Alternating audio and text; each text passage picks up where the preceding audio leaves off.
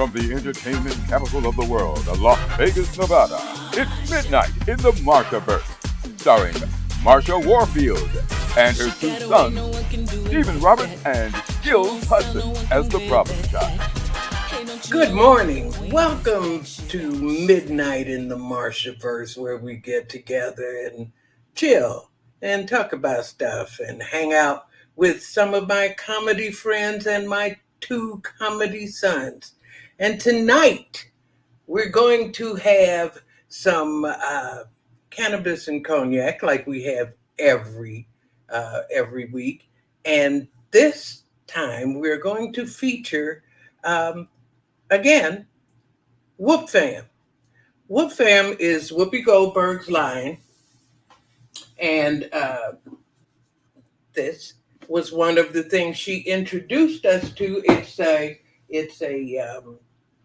It's called a Zenko, and this is a Whoop Fam Zenko, and it's a cool little thing that you drink your vape. It's amazing, and we also are going to try 50 cents cognac Branson. Last week we had Shannon Sharp's Shay, and this is 50s, and it's half price, so we're going to see how they compare. Now, this works, this. We hit this thing and turn it on. You turn it on like you do any other vape. 1, 2, 3, 4, 5. 1, 2, 3, 4, 5. There we go. And then we just push it. And watch this. Look at that. It fills up with the vape, and because the air is heavier, it stays in the glass. And you just remove this and drink it.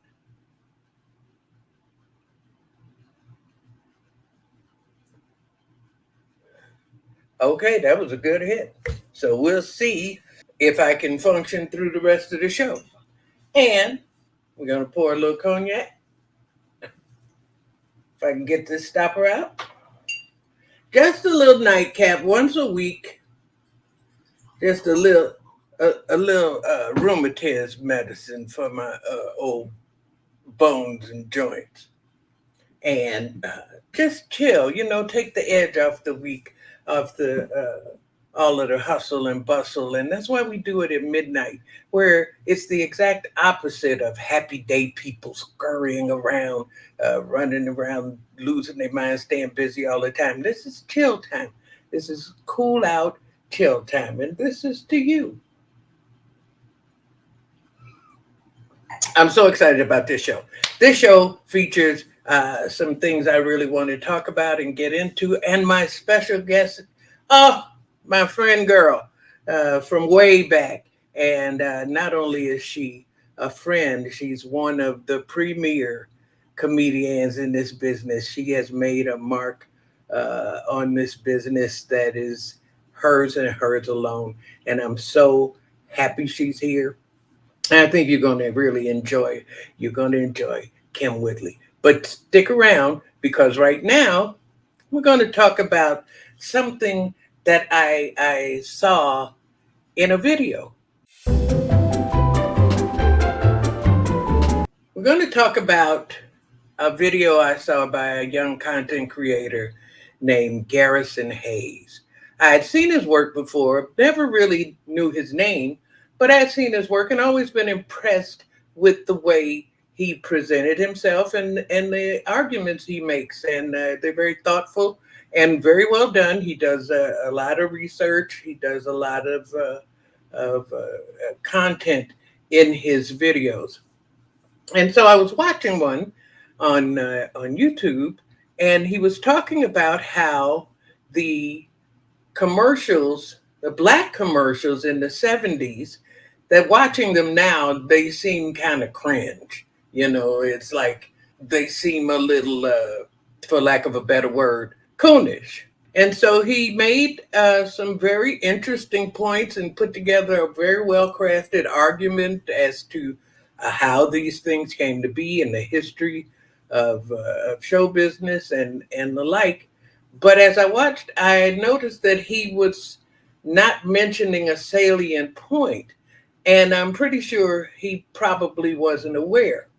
These commercials that he's talking about, especially the McDonald's commercials that featured Calvin, and Calvin gets a job, and they seem really forced now. They were also the ones, they always kind of started with, "Hello, my brother. Have you had a hamburger today?" Something like that. And then everybody would start singing. And so he was saying that they didn't seem to show black people in the best light. But he wasn't mentioning that these commercials were all created by a black man who's had a black advertising agency that is now established as one of the premier agencies in the country, the Burrell Agency. And so the question is, how do we get these kinds of images that seem now so rather embarrassing, knowing that they were made by black people and that this is progress? Before we can understand any of that, you have to understand that American show business was built on blackface minstrelsy. That is the foundation of American show business. And everything is an outgrowth of that. And for by and large, these were images of black people presented by people who deliberately designed to mock us, to exaggerate, to lampoon us. And these were meant to be stereotypical and insulting. And so American show business can be said to be built on putting down black people, making fun of black people. And we have incrementally moved forward and tried to put a more positive spin on things, but it's all in the context of a business built on making fun of black people. And as we go further into the history, it becomes more easier to see how you can get to a point where what was real progress at the time now seems embarrassing. And that's going to take more than just the few minutes we have here tonight to really delve into it. And so this is a feature of my, will be a feature of my comediosophy, my philosophy of comedy.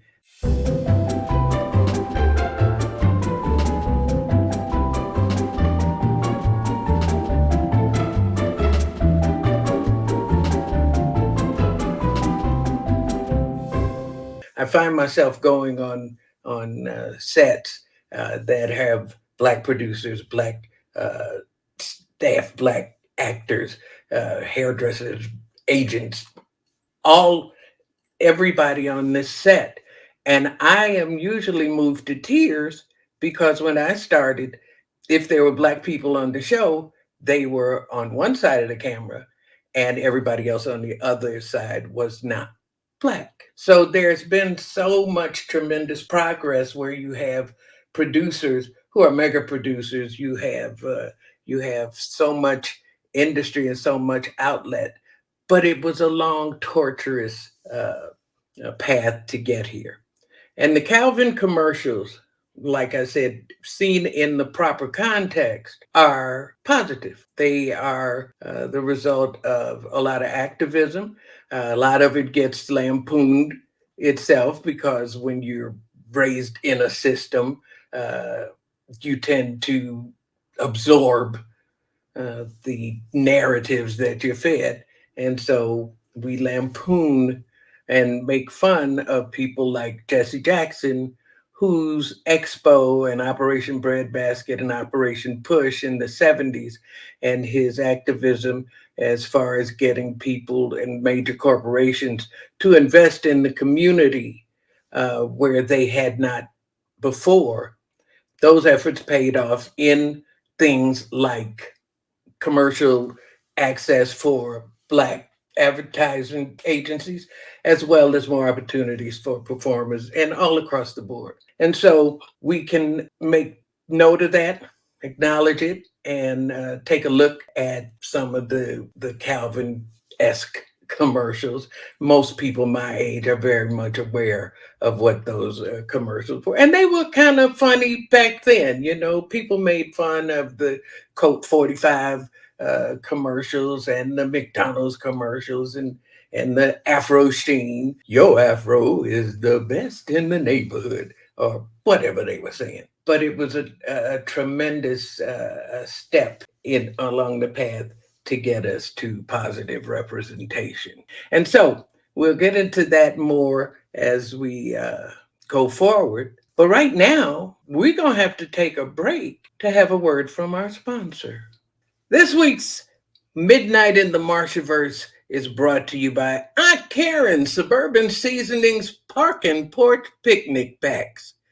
Do lazy summer afternoons spent demanding the papers of innocent deliverymen make you long for the good old days when harassing those people led to a good old-fashioned family picnic and barbecue? Then Aunt Karen has just the meal for you. Aunt Karen's Suburban Seasonings Paxo Park and Porch Picnics in a can, complete with her special raisin potato salad in a can, her delicious stovetop mac and cheese powder in a can, rare fried chicken in a can, and of course, Elvis's special peanut butter and banana and bacon biscuit sandwiches in a can. Just heat with a tiki torch or a sterno can and serve on a white sheet. Your family will enjoy trying to find the hidden gator bait baby and win their very own battle flag blanket for those chilly nights before the bonfire starts. And don't forget the Aunt Karen meets Miss Scarlet carrot cake in a can for dessert. Because as long as Aunt Karen is making your southern suburban dinner, the past is just around the corner. When I was talking about the past and the blackface, one of the most famous blackface performers, of course, was Burt Williams. And Burt Williams performed with a partner, George Walker, Williams and Walker. And George Walker's wife, Ada, also worked with the group, Ada Overton Walker. And she's the first Black comedian that I know of by name. Now, if we fast forward through all of the other women who came after her, and some who labored in obscurity, and some who, like Moms Mabley, took us to another level. We get to today, and I get to introduce a lady who makes that legacy proud. And so I'm glad to call her my friend, and I am honored that she's here tonight. Hello, Kym Whitley. And you'd be like, oh, hey! Hang on a minute. I can't get, oh, yeah. Yes, there you are. Hi, girl. How you doing? Hi, Marsha. You know, I am so proud of you, and I'm so happy you're here. And I also, before we go any deeper, owe you so much. You have been such a friend to me, such a supportive friend in my comeback to show business that I cannot say enough. It has been an honor. Let's first of all say that. Well, and this has about time you should have been doing this a long time ago. Do people know how long you've been fussing on Facebook? It started on Facebook. Yes, it did. That's when it started. About time. You should have had this long time ago, and you're good at it. Thank you. Yeah, all that information you were talking about with Calvin and the Burrell Agency. I was sitting there learning. I forgot I was going to be on the show. I was watching. Yeah. But you're in that lineage. See, you're in that lineage. If I haven't been to the National Museum of African American History and Culture in a long time, but they do have, like, they show all of the history of Black show business and everybody. And you have a space there. And so I met you long time ago. Long time. Long time ago. And you came to my sister's barbecue. I know. Yes. And we sat around and ate ribs and unsweetened pie. Did you say unsweetened pie? Unsweetened pie. You remember? Unsweetened pie. It was a sugarless pie. Sugarless. Yes, the lady who made the beautiful pies. Beautiful. They were beautiful. Looked like they came from the store, from the bakery. But she was health conscious, and so she made them sugarless. And but nobody knew that. Nope. Before they ate it. So it was an interesting afternoon. Yes, it was. But you were funny about that. Well, that's right. That was so many years ago. And that was, see, what's interesting how you talk about our journey. That was the beginning of my journey.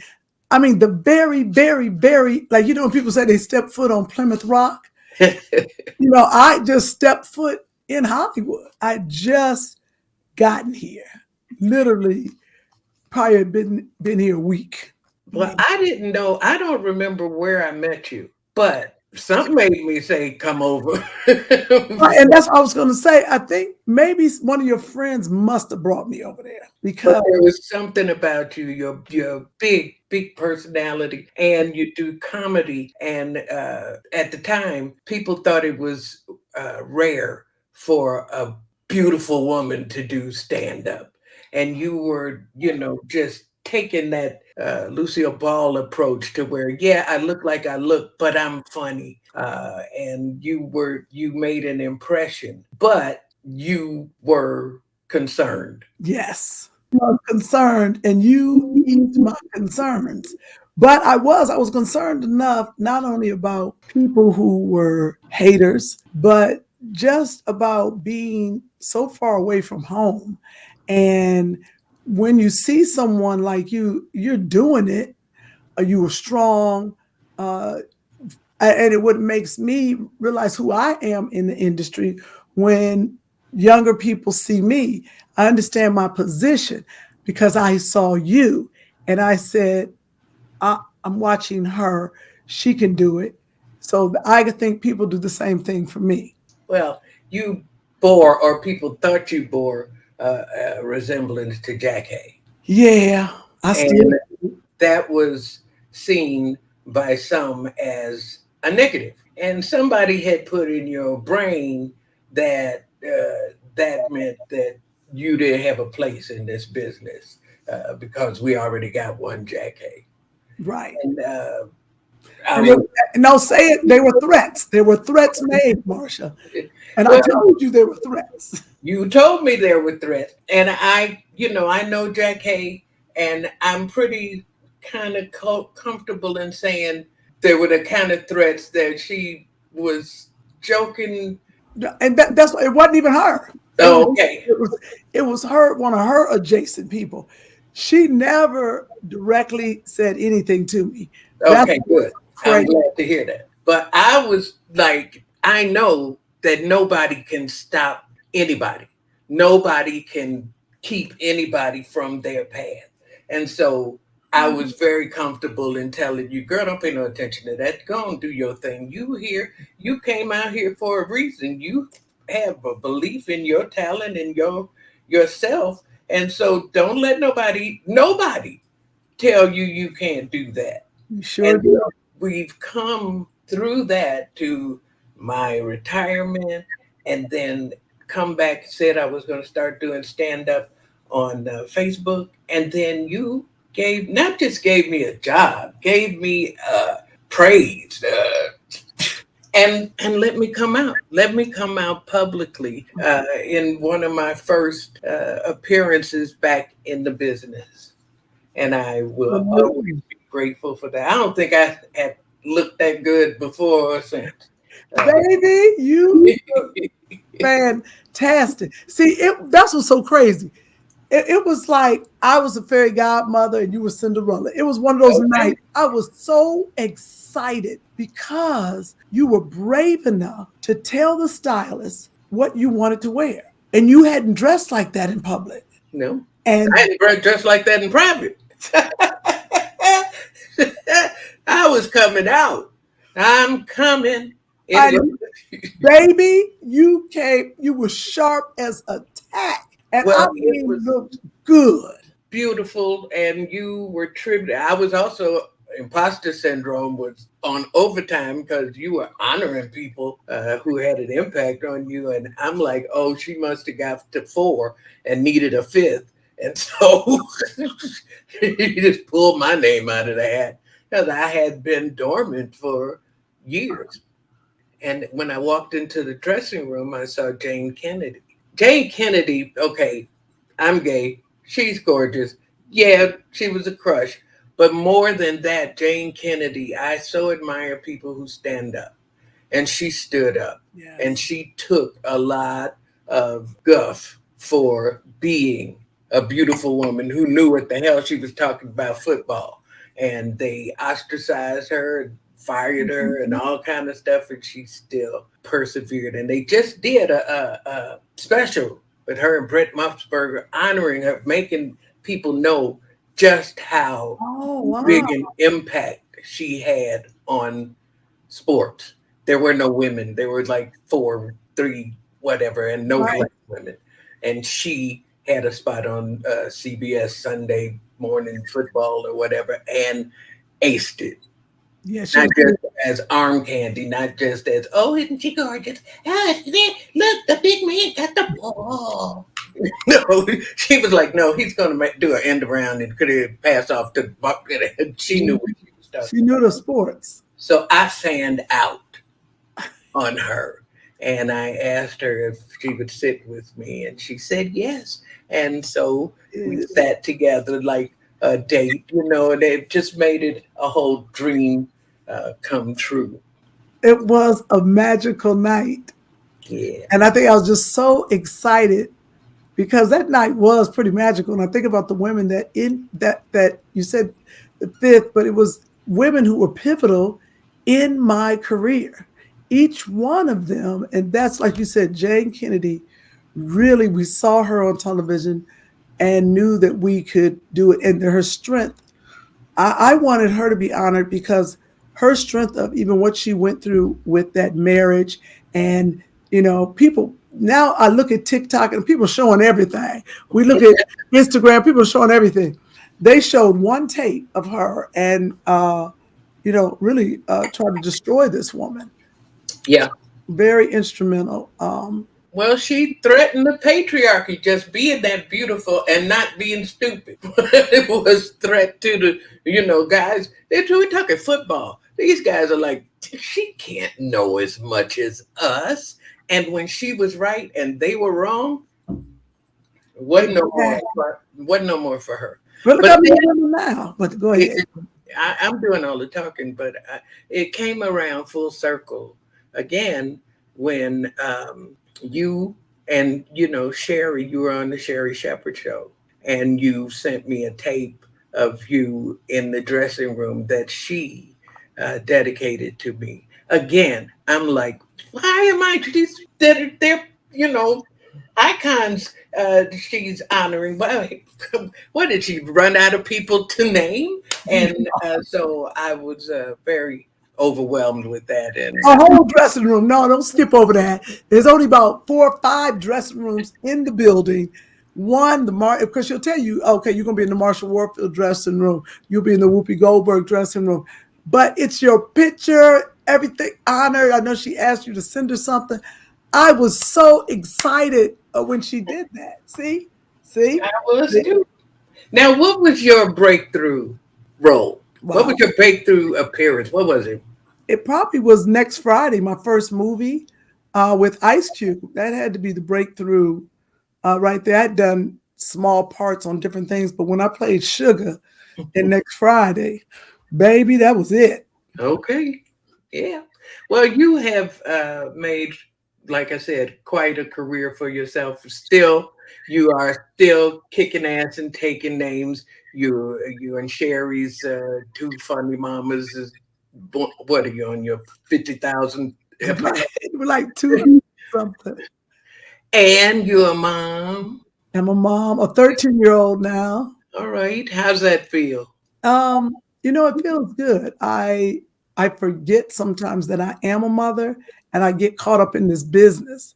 Like tonight, my friend Andre was like, "We're gonna go to this show." I had to stop myself and say, "I've been out of town. My son is just really starting school and missing some assignments." I said, "Just stay home. Sometimes you just gotta." I said, "Just stay home and spend some time with him." Sacrifices, Yeah. So, yeah, because I'm gonna still do comedy once he's gone to college. I'll still be, chasing this bag. Okay, I'm living proof that we don't stop. Yeah. I've seen them wheel comedians out on stage if they have to put them in a gurney. They're like, and so then we just don't know. Plus, we don't know how to save money, so we have to work. But not only happy you're here, I'm also happy that you came out to the Netflix show I did. I've been nurturing this book of Marsha since forever and trying to get it perfect. And I got to show it in a theater like it's designed to be seen. And you and Wanda Sykes came to the show, and I was very, very grateful. Yeah, we love you. We appreciate you, and you're different. You're not one of them stand-up comics that just tell jokes. You're not a stand-up comic that's going to go with the norm. You do what the hell you want to do, and smart and funny. You got to think about that. A female comic is not a lot of women who have political humor, family humor, and then your story. This is the thing. You think you know somebody, but you don't. I'm sitting in the book of Marsha with my mouth open. I was like, what? Well, I'm glad I had a couple of secrets, left. You did.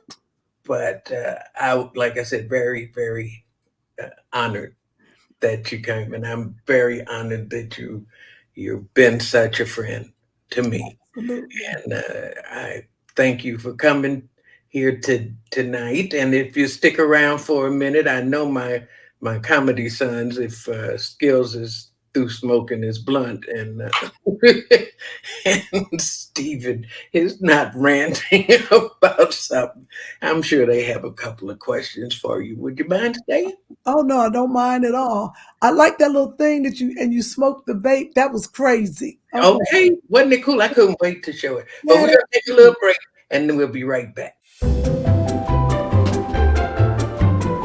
I want to invite you to like, share, comment, write a note, send me a airplane, paper airplane. Anyway, any kind of way you can let us know how you feel about the show, what you want to know, things you might want us to do, and who you might want me to talk to. And thanks for being here right now. Remember, like, share, comment, tell your friends, post up, all you know what to do. We're back, and now I get to introduce my two sons. They mean the world to me, and my first I'm going to introduce tonight is my baby boy, my problem child, and I love him to death. Please welcome Skillz Hudson. What up, Ma? Hey, Bebo. What's up? How you doing? I'm good. What you smoking on? All this? Yeah, that. This that take your glasses off. Okay. Good. You got to be focused. It keep you focused. Okay, I got you. You don't need no glasses. I can see real good right now. There's nothing to look at when you're feeling like that. Okay. Yes. Hang on, and I'm going to introduce your brother. And this is my oldest son, the one who looks most like me. And today is his birthday. So Yeah. hey, and happy birthday to my oldest boy, Stephen Roberts. Hi, honey. How you doing? Hi, how are you? I wanted to bring you guys on while Kym was still here. Did you hear? Did you hear her? Oh, of course. I'm so excited she's here. Isn't wonderful? And wait. When you come back, I'm gonna tell the story of me, you, and the stripper, Kym. But we don't have time for it now. Oh, we have time. We have time. Skillz, do you have time? Because I have time. I'm going to preface that, and then next time you come, we're going to talk about the time you shot somebody. Right? Okay. Like the most exciting part, the stripper. Let's hear it. No. But trust me, it's a wonderful story. It takes me about 20 minutes to tell, so we can't do it. Right. But do you have any comments, questions, anything you want to know, anything you heard, anything that comes to mind? Stephen? Yeah, well, I'm a big fan of your show about you raising your son. And I am also a parent. And I wanted to know from you, because I think this happens to all parents, I wanted to know, what was the one thing that you said or did to or with your son that you promised yourself you would never do or say? Oh, I can't say that on the air. I get arrested. I bet I brought you in this world and I'll take you out. But you know what? I think call him out his name. I said I would never call him out his name. I'd have called him everything else but a child of God. Lord have mercy. I would say that's probably the one thing. Yeah. Well, he seems to have turned out fine in spite of that. He's a good-looking man. Yeah, he's a nice kid. We raise our children the way we were raised. And I think that is probably, my mama, she was a cusser. She cussed. So you from one of them stable upper ghetto families. See, that people don't know. You from Shaker. Frou-frou. A little frou-frou. But my mama. Okay. She wasn't. Hey, this is embarrassing. But that's what I try to tell people. You see me throwing stuff at the dog. You see me throwing stuff. Economic background. Well, what was the one thing as a pet parent you wish you'd never done, but you did? I wish I had never. Yes, you can let them out, please, because they're barking. The one thing I shouldn't have done, you should never buy a big dog after 50 years old. Oh, okay. That's the one thing. These dogs, you got to be able to handle a big dog. They'll knock you over. Don't do it. Okay, your dog takes you for a walk. Yeah. Okay, Skillz. I know you got a burning question. Yeah. No, well, not really a question. I'm just mad. Okay, I'm excited you on the show, and I just wanted to say, when I was a new comic, before I even started doing stand up, when I moved to LA, I was a big fan of yours. I was really like a stalker of you, and you know what I'm saying, from afar. Then you and Buddy Lewis had a show in North Hollywood. I was a brand new comic. I used to hang around there. I never went up because I was just watching you. Then after that, you and Kym got a show at the Comedy Union. Yep. Y'all got a show at the Comedy Union. And you let me perform there numerous times. But the time you took a picture with me and you had a sucker in your mouth and we was on the stage, and I ended up getting with this lady after that because she, you know what I'm saying, she was like, oh, if he could be around Kym like that, oh, he must be something. So anyway, I'll just it's the sucker in your mouth part that I was like, wait, how's that connected to the Yeah. You had a lollipop. A blow pop.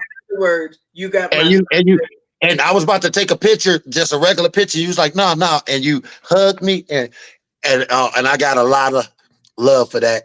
And yeah, you always showed me love ever since then. You know what I'm saying? And I just want to, thank you. Thank you. Thank you so much. I wouldn't have hugged you. I wouldn't have done nothing. But you was funny, and I was like, oh, I can take a picture with him. He gonna be somebody. Yeah, he's funny and he's so cute. Look at him. He's so cute. That's a cute song. I gotta ask you something. When is the drinking part of the show? I've been waiting to drink. Oh, you can drink anytime, honey. I've been drinking. You ain't seen Yeah.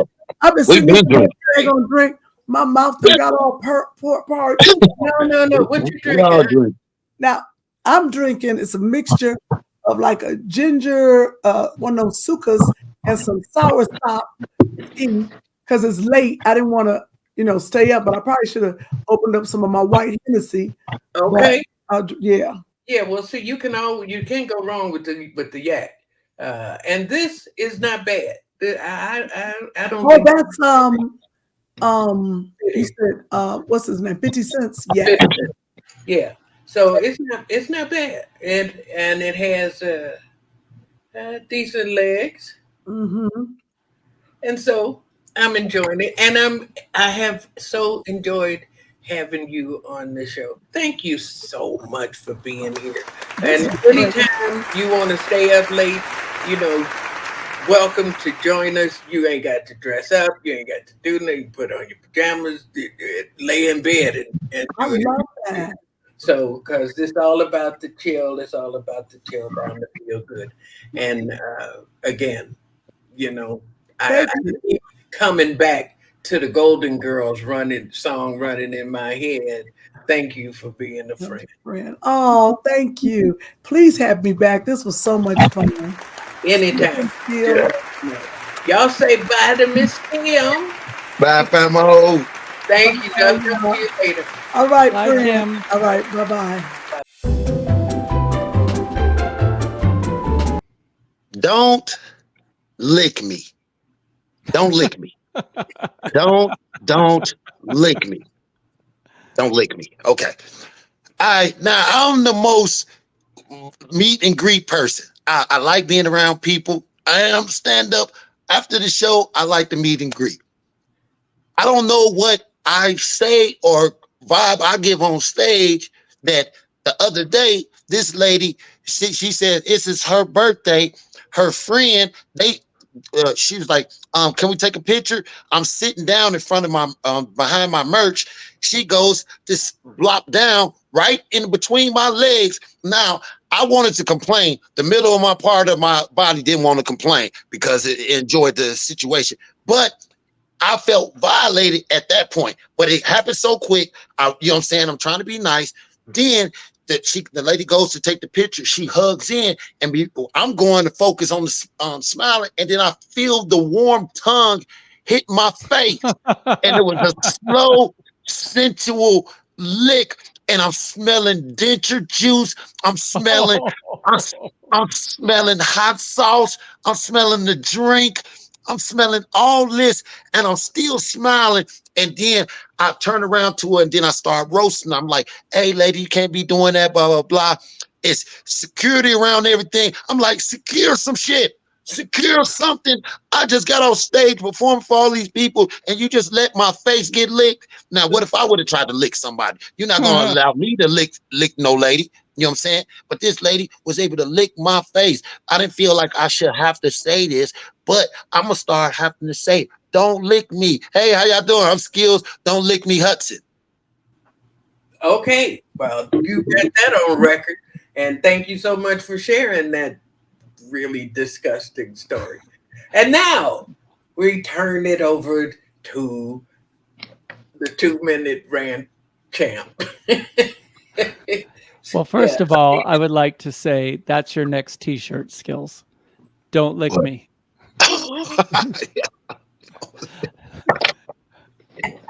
And maybe a tongue on your. One that says "lick me."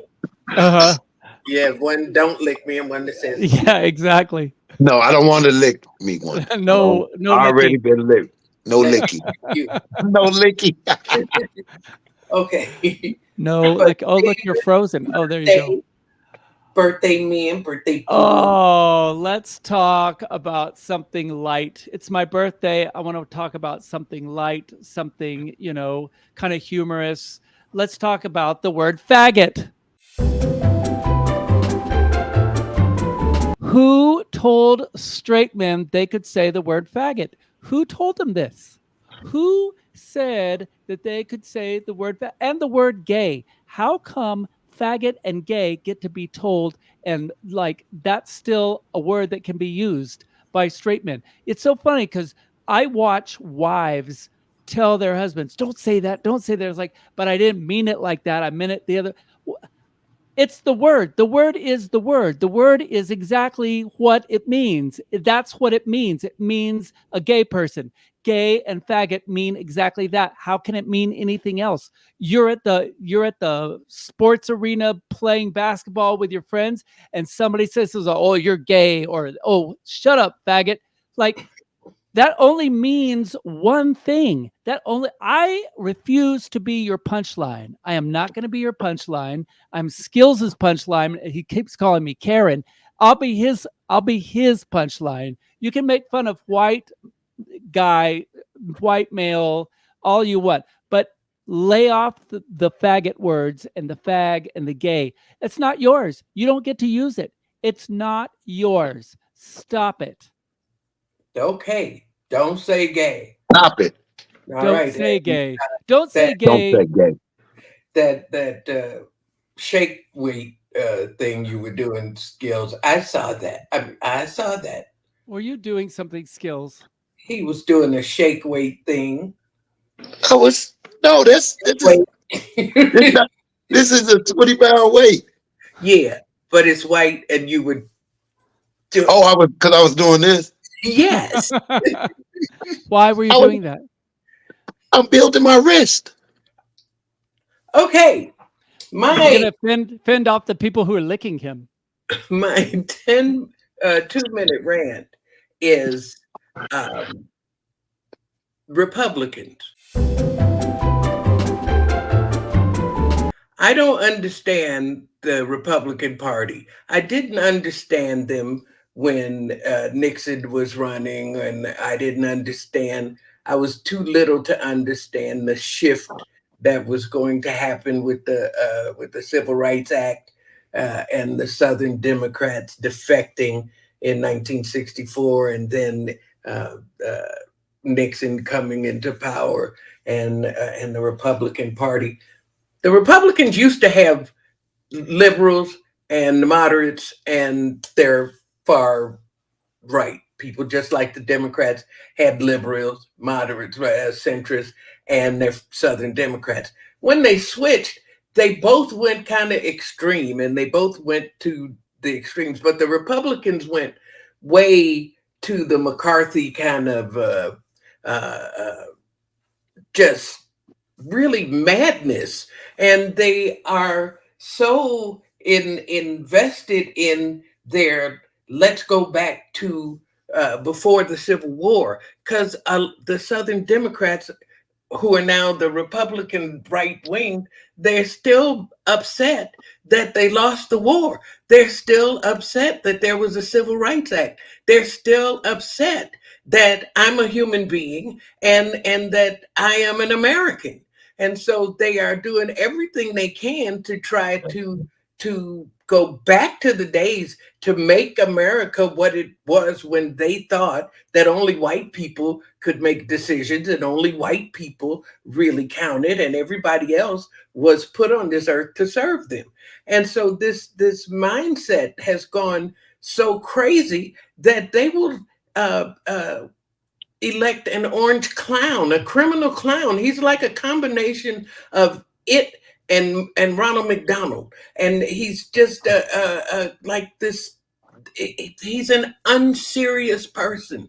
To call him weird or whatever really does a disservice to those words. The man is a menace. The man is anti-American. He never says anything good about this country. He's always talking about what's wrong with it, what's wrong with everybody but him, and he's the only one who can fix it, and he's lying through his teeth. And so just the image of Kamala Harris saying that we are a united nation, that it's about being an American, that we all have contributed to this society. We all count. We are all patriots. We are all citizens.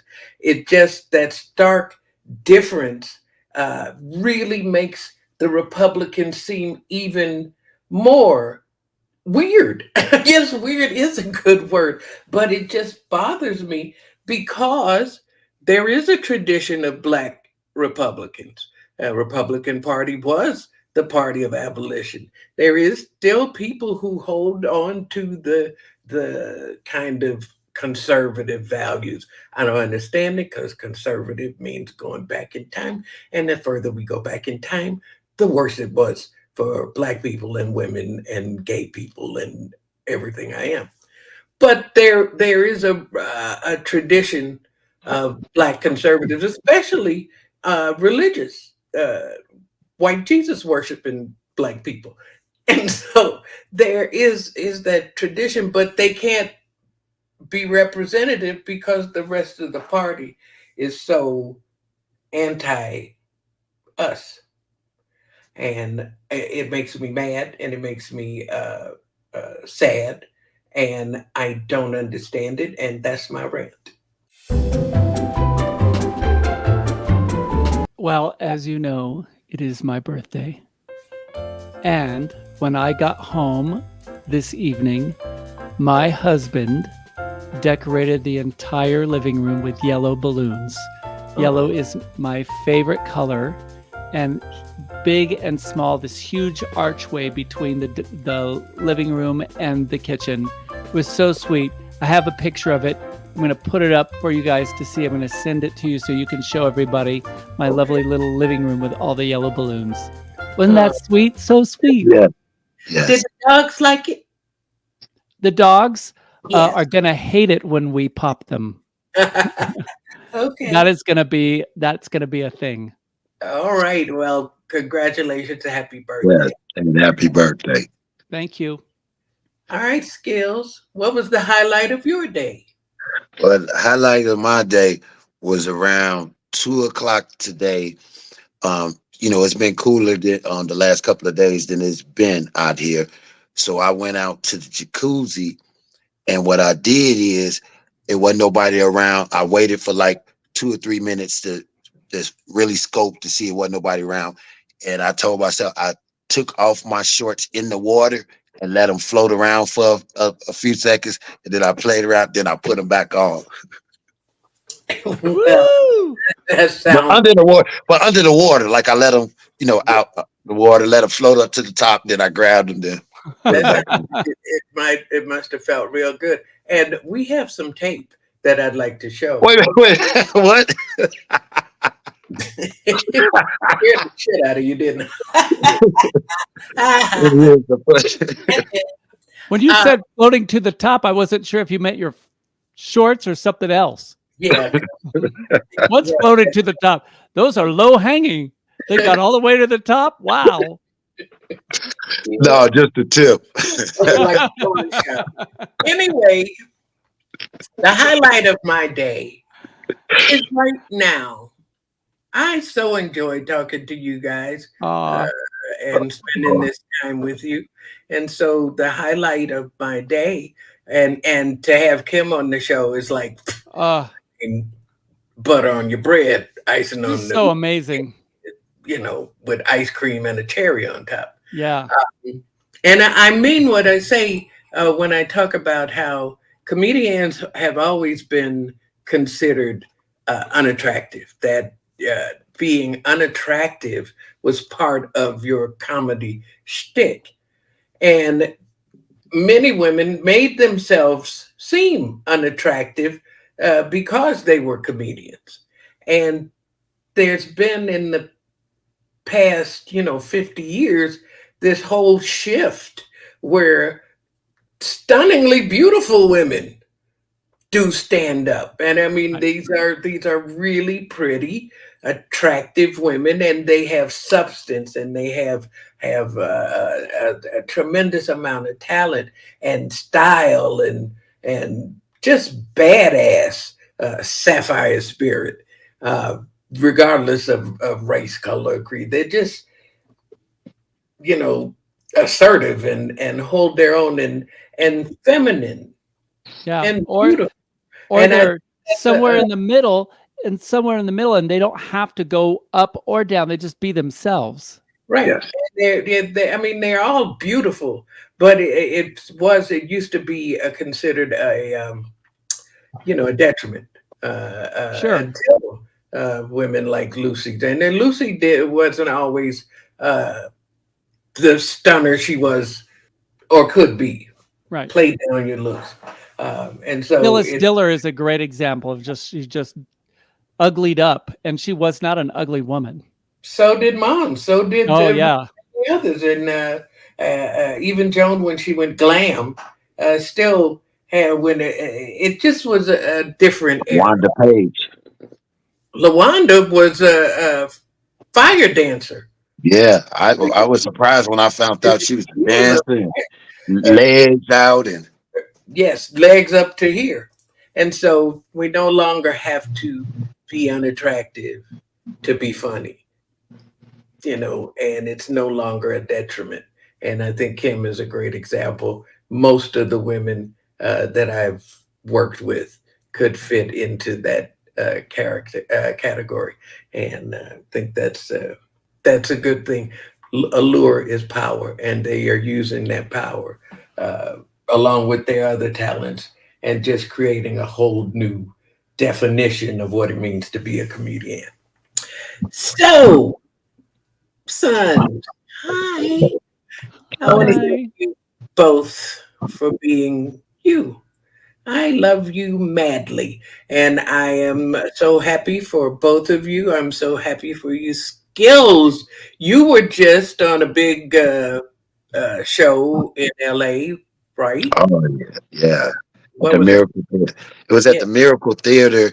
Chris Spencer, that speaks highly all of you. The Elliott Brothers Comedy Block Party at the Miracle Theater in Inglewood. Tommy Davidson headline. I featured, and yeah. Okay, and what's coming up now? What are you doing? What's coming up? Oh, okay. This Friday, I have a show up in Boulder City early at 8:00, and then my show those skills later that night.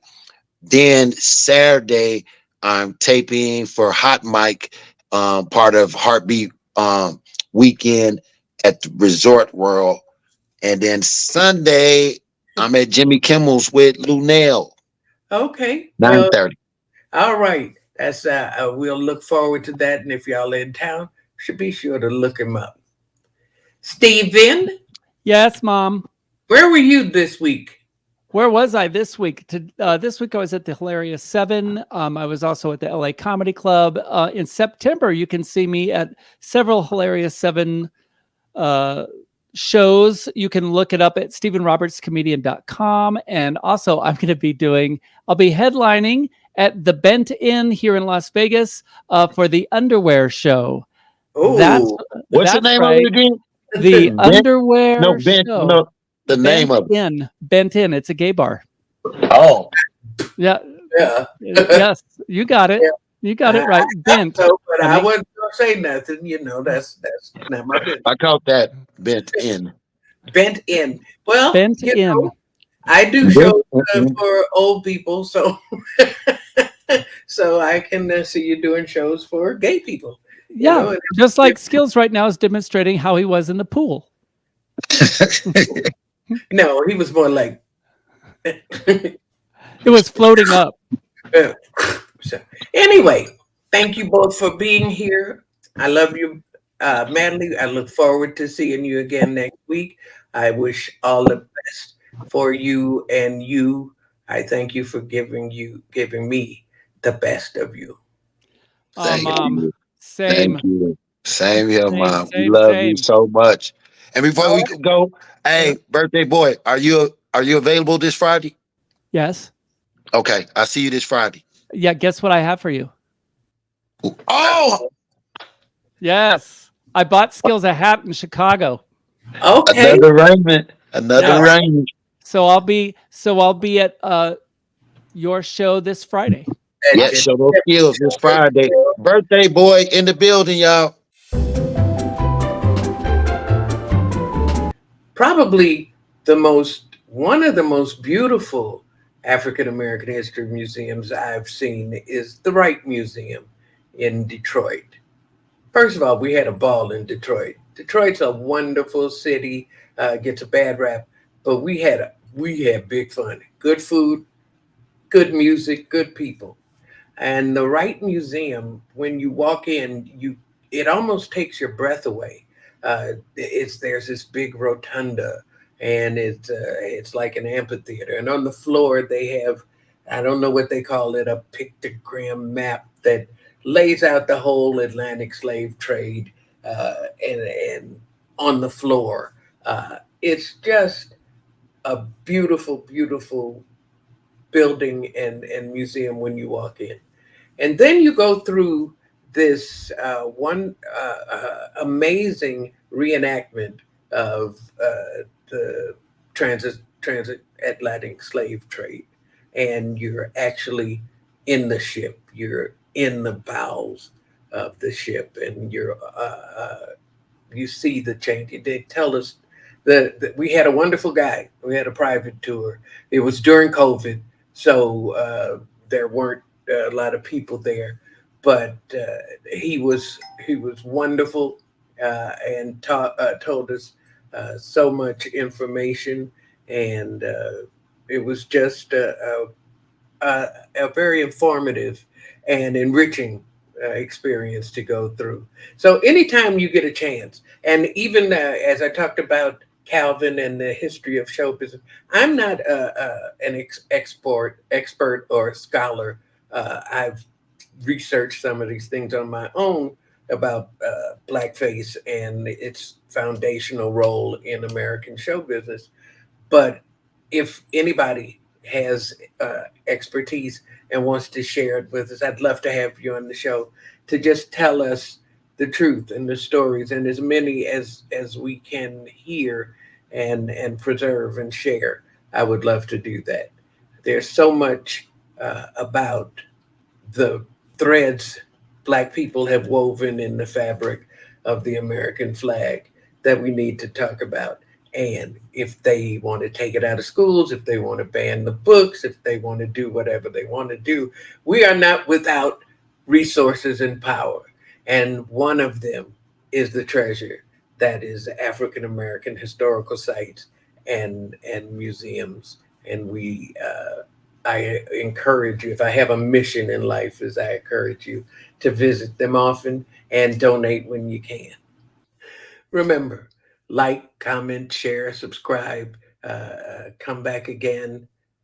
Drop us a line. Let us know what you like and what you don't, what you'd like to see, who you'd like to see. And come back again. We're going to try to keep this train running on the track. Thank you for spending time with me. Come back every Friday at midnight, every Thursday night, Friday morning, and share a little time with us and have a drink, maybe a little cognac. Whoopi got some good shit. Thank you again. Good night.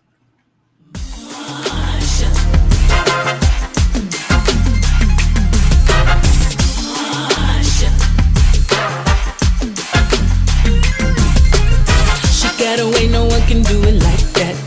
Her own style, no one can wear that hat. Hey, don't you know that the